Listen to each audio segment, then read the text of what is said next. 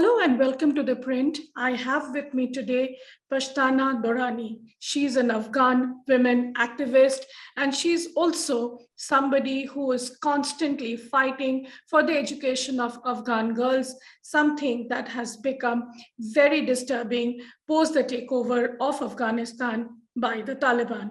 Welcome to ThePrint. Thank you so much for having me. Thank you, Pashtana. I know you are joining us from the US. So just tell us a little bit about your experience. We'll talk about that. And then, of course, go into some of the burning issues that are going on in that country. But I remember when the Taliban takeover happened in August last year, you were one of those few voices that I was hearing who were constantly against the fact that no more refugee life and the girls' education has to be extremely important, especially coming from where you come from, which is Kandahar. Give us what happened after that. Just tell us that, please. So I did stay in Afghanistan until the mid of October, and then I was evacuated to Pakistan, and then through that I left. I think for me, the turning point was the fact that women could no longer be in office. And Kandahar is a very conservative place when it comes to this, but still there were women who were working in the workspaces in the past 2 decades. And when the Taliban came into power, that was the first thing that they stopped, was women in the workspaces. And for me, I ran an NGO, and I ran it for almost 6 weeks remotely from my home. But the internet is never good. Electricity is always fluctuating, and that's what made it harder for me to be there. And also at the same time, you're worried about your whereabouts, but also I remember this one person telling me, and I was so confused. I was like, should I leave? Should I just stay on? Like, what's the worst that they could do to me? Then one of my friends just reached out to me and they said, what you're doing from here is good, but if you could leave and you are more safe, you're at more peace, maybe you'll do better things. And that's what I still remember, and that's the advice I took, and I left. So but post that, of course, the schools never opened up, and this is something I already knew. So we expanded from 1 school to 2, and now alhamdulillah to 7. So it has been a growing school, or a growing program. But at the same time, I'm disappointed at the fact that it's just us women, Afghan women, fighting for each other, and nobody else is standing up for us. Yeah. Mm-hmm. So, Pashtana, also for the benefit of our viewers, you are the executive director for Learn Afghanistan.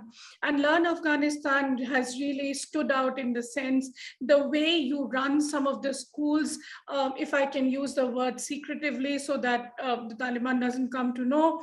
But tell us something, a few details about how that really works, whether families are forthcoming in sending girls in this kind of schools. And also previously, when the Taliban was in power earlier, what was the situation at that point of time? We get to hear many experts' voices that this is a Taliban 2.0, it is different, but you can tell us the right picture, the best picture that is emerging out of Afghanistan right now.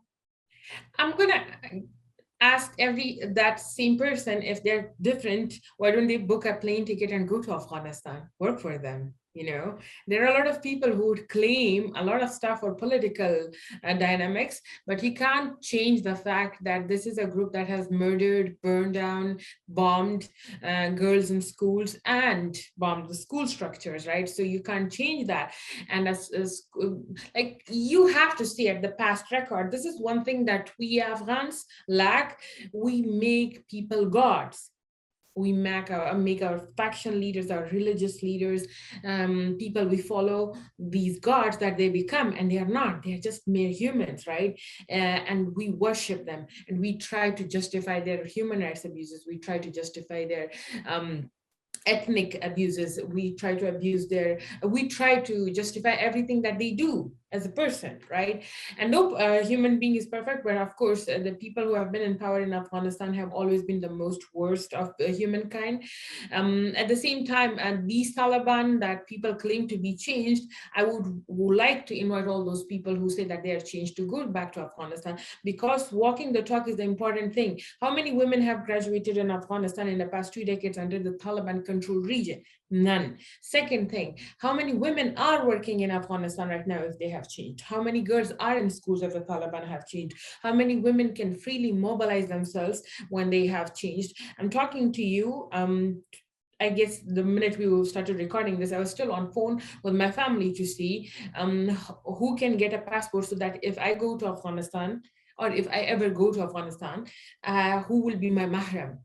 While I'm the person who's earning, who's the breadwinner of the family, I still need a younger teenage kid in with me as my brother or a husband to escort me around. I mean, in what world do they live? This is not, but is applicable to the conservative Middle East right now. What is happening to Afghanistan? Mhm. So tell me something, Pashtana. Firstly, coming to what is happening at present. Now, the Taliban has been told very clearly by the international community that girls' education is something that is one of the prerequisites if they really want an international recognition, so to say. They did open the girls' schools and everything after a lot of reluctance. And then again, on March 23rd, we saw them withdrawing this kind of a decision. Why do you think they are doing it? Don't I'm sure they also realize that if they take this kind of steps, international recognition is never going to come for them. See, politically, you have to understand when you analyze them politically, this is the best thing that they could do to themselves and to everyone else. Right now, the world is watching Ukraine. Nobody remembers Afghanistan. And the conflict in Afghanistan has been so long and so disturbing. And at the same time, people don't feel connected. By people, I mean the West, that are the donors, that are the funding bodies, that actually make the decisions in this world, ironically. That they want to see a new savior, a new war that they can win. And Ukraine is that war, right? But at the same time, Afghanistan is the war that keeps on evolving into stages that one cannot even justify. From the past 3 years, there have been whitewashers of the Taliban by the West, funded by the West to legitimize them. At the same time, I would really want to ask them the questions that they were doing the word lobbying for the past 3 years. Anyways, coming back to the topic, it's a very good political strategy. You tell the world that this is your power, you hold it. I can open the schools whenever I want, and then I'll close it whenever I want. This is what I can do. This is my power. I am the person who's controlling Afghanistan. Now, either you give me legitimacy, either you engage with me, or this is how I'll make the people of my own country suffer and hold them hostage. This is the first analysis that they are doing. They're negotiating Afghanistan's position and their own position in Afghanistan on a world stage. And that's how they get recognition, because this is a sensitive topic. That's the first thing. The second thing, and the most important thing that we need to understand is, and the Taliban are not uniform. Like any other political system, any political parties, they're not uniform.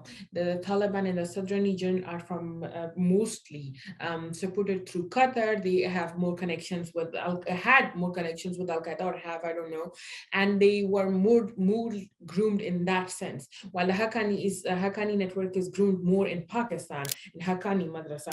So there's this difference of opinion. While the Haqqanis are being pushed to open the school because that gives them legitimacy, the southern region, because they themselves come from the conservative region, because I come from the southern Afghanistan, so I can say that openly. But then at the same time, these people, both of them, actually recruited foot soldiers on the one thing, that these schools are run by infidels and they're teaching our girls dishonorable things, and they will take away our pride and our name, and our ego will be burst and everything else. So we need to remove these schools. We need to remove these funding bodies. We need to be against all the stuff. Now, how can they go back on something that they have lobbied and against and murdered and burned and everything for the past 3 decades or 2.5 decades? How can they go roll back on that? So these are the three different dynamics that you have to look to. A, it's a power grab, power struggle. B, the Taliban are not uniform. C, that's what they have been doing for 2.5 decades. We can't expect them to change all of a sudden. Mm-hmm. Well, that's interesting when you say that the Taliban is not acting in unison. Tell me something, what is happening in that country right now? Because as you rightly said, the focus has now really shifted to the Russia-Ukraine war. Well, yes, we can see some of the countries are engaging with the Taliban, especially China. A lot of discussions have been going on. Their foreign minister is widely traveling. What is happening in especially in the place that you are from, Kandahar? How are the girls managing there? What are they telling you? Are you able to still run those secret schools through Learn Afghanistan? We are actually running programs now all over Afghanistan. We are running it in Kandahar, we are running it in Takhar, Faryab, Mazar, Bamiyan, and Helmand. And of course, some of them are completely functional right now, and some are in the process of becoming functional. One thing is uniform, girls showing up to school. They don't care who is in power, they don't care who is in charge, they don't care how they came to power, honestly, but they are the victims of this war, and they don't want to be continue to be seen as victims. They show up to schools whenever it's possible for them. I was just talking to my teacher before coming to, as I told you, I was late for it, because I was talking to my teacher and she was telling me that the first class from Kandahar is graduating. What do we do about their certificates? How are you thinking of, like, of giving them the certificates, but also at the same time the jobs and everything? And I kept on thinking to myself, I was like, the world has forgotten, but these girls have come a long way. They are now 2D animators, they are graphic designers, they are website developers in just a few months. And that's big for me. But then at the same time, I could only do it for around 100 girls in Kandahar. I had around 7,000 girls in my schools, right? Every time I look at these 100 girls, them graduating and everything, I think about all the 6,900 other girls who are not there and who deserve to be there, and all the other girls who have never been to school because their areas were under conflict by the government, they were bombed, or by the Taliban because they were controlled by the Taliban. So their families are also encouraging them to go ahead and continue, knowing fully well that the Taliban can unleash, terror in these families, especially on these girls. Most definitely. See, one thing we have to understand, there's always light at the end of the tunnel. I have been depressed for quite some time, and there are times that I lose motivation, but then you have to understand the Taliban didn't last in the past. In the past, when they were in power in the late 90s, they won't be in power if the way they alienate, the way they abuse minorities, the way they are abusing women's rights and girls' rights, they cannot stay in power. People, when you oppress a nation for a long time, they go back, they rebel back. And that's what the last government did very well, was alienate the people of Afghanistan, alienate the concerns of Afghan people, and just be in their own bubble. And that's what the Taliban are continuing to do. So it's just the same thing that what the last government did. And people will continue to educate their daughters because they know that is the future. The world is on moon and on Mars, and we are still questioning and debating that if the girl should be at home or in school. I think those parents do understand the difference, and they do know that the Taliban won't stay in power for long, and they don't want to waste their daughter's time. So how do you think there is a way out of this, Pashtana? Because I mean, to say that yes, this is temporary for Taliban, they will once again be removed, or no one never knows. But then the thing is, for these girls, it is every day that matters, right? It is about their future, and it's also not easy, as far as I can see, to come out of Afghanistan right now. That also has become, there are travel bans, there are restrictions. It has become hugely difficult for the girls to travel, even if they want to come to you and you can manage something for them. So what is the way out? Do you think this is time for the international community, especially to put some very stringent conditions on them? Will that work? What do you think? I think the first thing we have to understand and analyze the fact that, is the international community even willing to do that? I mean, tweets are okay when you tweet and say, I stand in solidarity with Afghan women and girls, but that's what you do when you don't have anything else to do, right? You can send help for people all across the world. I mean, the people, the international community that we keep on talking about, they made their careers out of Afghanistan, let's be honest. people became analysts, experts on Afghanistan, on conflict, because they knew Afghanistan so well. But then at the same time, putting a tweet out there and actually informing and funding and putting in place alternatives to structured learning are two different things. At the same time, okay, the Taliban are not okay with letting women travel. Put the Taliban leadership under the smart sanctions and travel ban, don't let them travel. But the Taliban can travel openly in private jets to Norway and the UN and the US, but Afghan girls cannot. So do you see the hypocrisy? They don't stand with us. They only stand with us just to seem normal. At the end of the day, they are also the same people. They're also people in power who don't care about us, but it's just a hot topic that they really want to tweet about. Um, if they really care, they could put the Taliban under sanctions, the travel sanctions. You have already put the whole country under sanctions. Why can't you put a small group? That's the first thing. The second thing you could do is focus more on empowering the alternatives to structured learning that are being taught in schools. And trust me, there are. If they can provide Starlink to Ukraine in one day, they can definitely do it for Afghanistan. And at the same time, last but not the least, more engagement. Like let's be honest, right? You came to me and are talking to me because you know that I work in Afghanistan and I have been working for quite some time and I have schools and everything. The international community doesn't see me and you different. They see a brown person from Asia or Central Asia and South Asia, and they see, okay, all these people are replacements for each other. So if there is a war going on in my country, if the girls in my schools are not going, they're going to ask someone else, right? And they're going to replace my voice with her. And then she's going to talk about us while she doesn't know anything about Afghanistan, right? So stop doing that. At least give Afghan women the platform, let them engage, let them come up with solutions for Afghanistan rather than replacing their voices and pulling publicity stunts. Mm-hmm. So tell me something, Pashtana, and I mean, I'm just trying to understand when you run something like Learn Afghanistan and the situation is what it is right now, how do you see what is the way forward? I'm sure you have many other women like you. I don't know how many of them are still there in Afghanistan doing this kind of work remotely. Are you all coming together and planning to do something? What is the solution now for these girls, at least? I mean, like, I really want to give a shout out to people and my inspiration before I even started Learn. And I really think that it's legitimate and nice to always talk about the pioneers.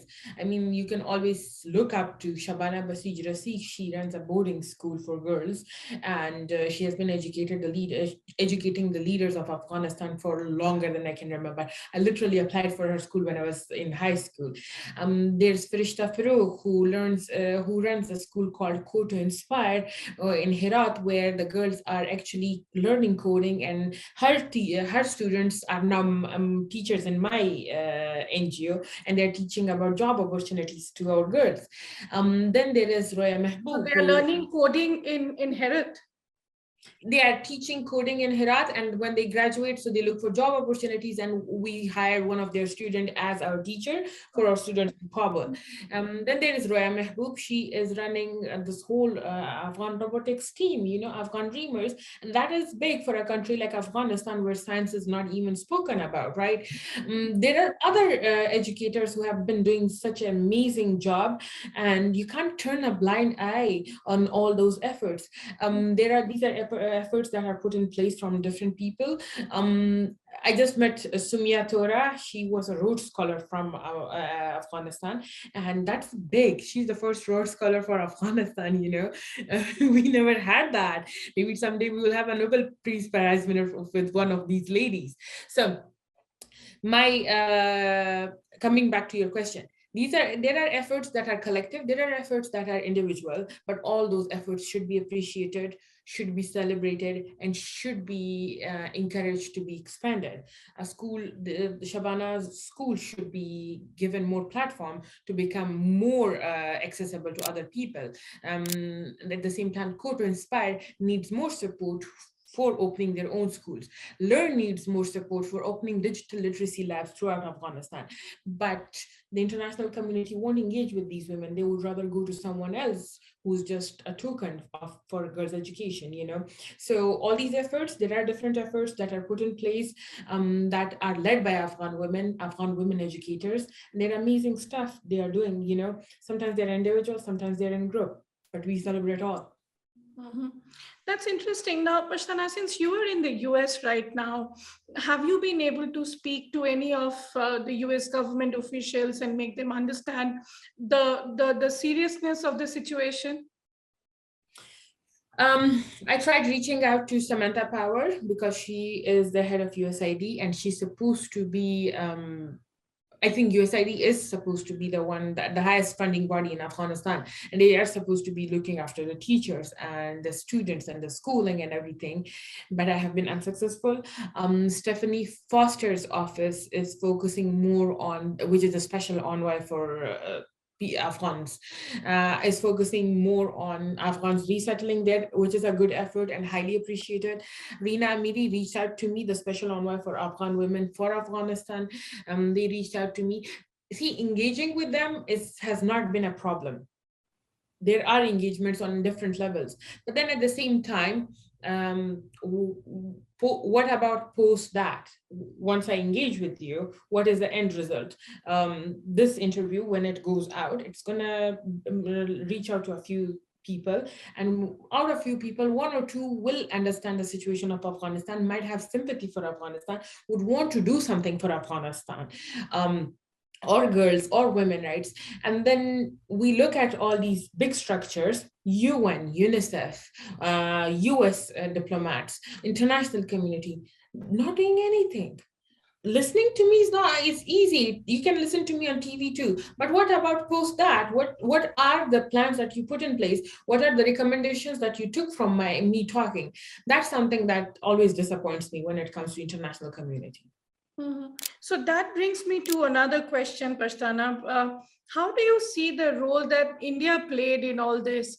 I know for a fact that, after what had happened on 15th August 2021, many scholars could not come to India who used to generally, and they were enrolled for it through the ICCR and others.